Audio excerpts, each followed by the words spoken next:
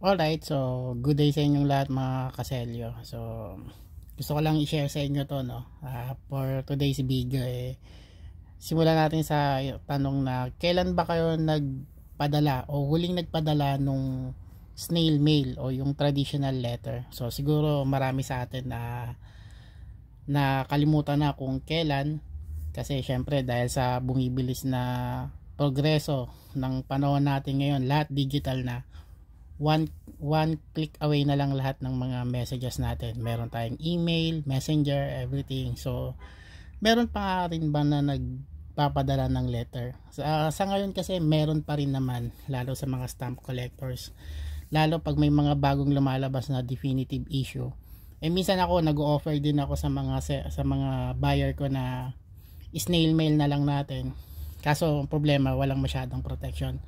Pero ngayon, paano nga ba magpadala ng letter? Siguro nakalimutan na rin nung iba kung paano magpadala ng letter. So ngayon, simple lang yan. So meron tayo ditong envelope. Ito pala ay official first day cover, pero kung mapapansin nyo, plain lang naman yan. Kasi yung first day cover talaga, kung ano yung stamp, nakadikit yan dito. Tapos may cancellation. So ito, nabibili to 18 pesos kay Ate Mimi. Basta meron siyang sobra, bibigyan kayo niyan. So mayroon tayo dito, ang ilalagay natin is yung address nung nagpapadala. So dito yan. Tapos ang importante, may postal code. Tapos dito naman sa gitna, dito naman yung address ng padadalan. So meron mga rate. So tignan nyo na lang tong mga rate na ito. Para yan sa mga registered mail. So ano ba pinagkaiba ng unregistered sa registered mail? So yung unregistered, mas mura siya ng di-hamak, pero hindi mo alam kung kailan darating yung sulat mo. So hindi mo siya matatrack. Yung registered mail, matatrack mo siya. So bibigyan ka niya ng tracking number. So dahil Bulacan ako magpapadala, ang registered mail is 60 pesos. So may nakahanda na akong selyo dito. Ayan. Nga pala, may bago tayong definitive issue. Unahin na natin tong piso. Ayan. Itong piso is South Sea Pearl National Gem. Ayan. Piso po yung denomination yan. Ito naman yung 5 peso. Ayan. Sampaguita National Flower. Ayan. Sorry, nanginginig ako kasi medyo pasmado ako eh. And then ito naman 17 pesos. Ayan. Philippine Eagle National Bird. So ito yung tatlong bago nating definitive issue. So kung ipagpa-plus natin yan, limang 5 pesos, dalawang 17 at saka isang piso, ano yan, 60 pesos yan. So ang gagawin lang natin, ididikit lang natin yan. Yan, so babasain lang natin yan. Yung ibang technique dati, may term sila, laway-laway lang.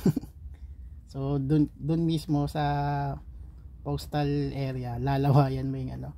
Actually ito, ano naman to self-adhesive to Babasain nyo lang po yung likod, yan, kagaya nyan. Yan, pwede nyo siyang idikit. Yan, dahan-dahan lang. Tapos patutuyuin nyo lang yan. So safe na yan.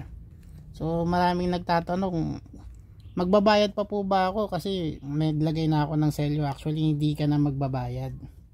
Iuhulog mo na lang yan. Yung mga selyo na ibang commemorative, yung 16 pesos na ganun, pwede nyo pong gamitin pang mailing yan. Even yung mga souvenir sheet. So ayan.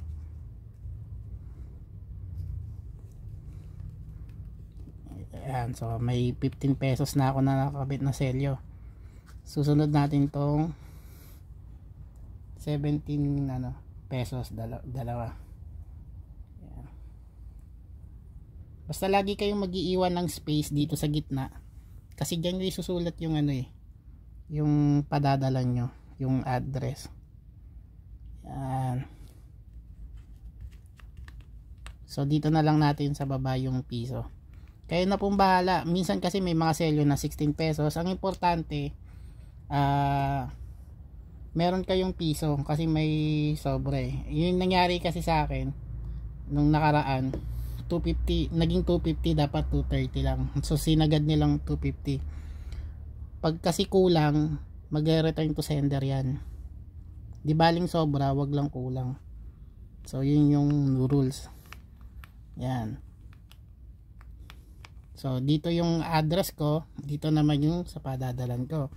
So pag pinadala ko to ngayon, tatatakan nila yan para hindi nyo na magamit yung selyo. Ito naman selyo, pwedeng kunin para makolek. So ito na yung mail cover natin. So ganyan yung magiging itsura. Yan. And then ito na yung letter natin. Ayan, ginawa ko na yan. Tapos lagyan lang natin ng sobra freebies piso. Yan, yung padadalang ko na ito is yung number 1 follower natin sa Selyo Pilipinas. Saka matagal ko na siyang kaibigan. Yan. So yun. Meron namang letter na kahit di kayo gumamit ng stamp, kung wala kayong piso na stamp, kasi hassle nga naman, minsan pag sobra, parang feeling nyo lugi kayo, metered stamp naman yung gagawin. Yan. So technically iaano lang yan, ipiprint lang yan sa sobra ninyo. So ayun, ready na yung letter natin. Iuhulog na lang to actually.